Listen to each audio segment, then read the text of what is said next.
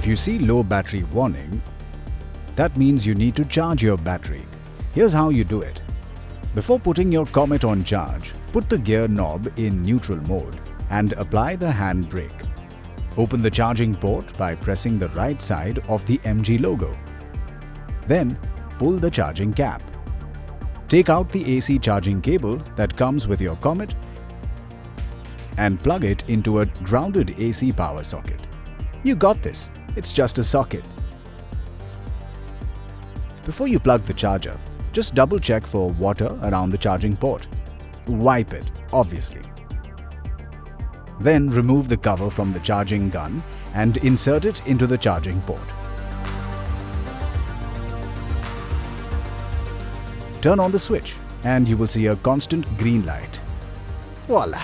It's charging. If you're still unsure, look for a blinking green light. It will ward off any doubts. After some time, you'll notice the flashing green indicator light is turned into a constant green indicator light. This means it's now fully charged. In case you see a red flashing light, there's an issue. No worries. Just contact your nearest MG dealership and we'll get it checked for you. Battery charged? Great. Now, remove the charging gun and place the cover on the charging cable and the charging port.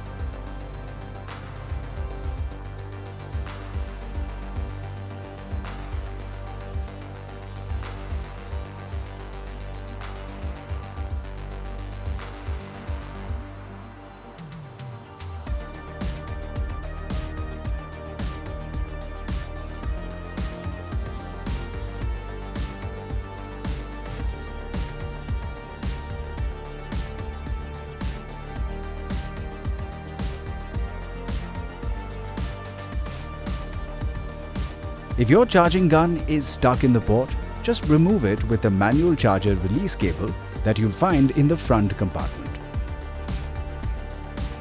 Open the hood, find the yellow cable on the back side of charging unit, just pull the cable once and now you can take the charging gun out.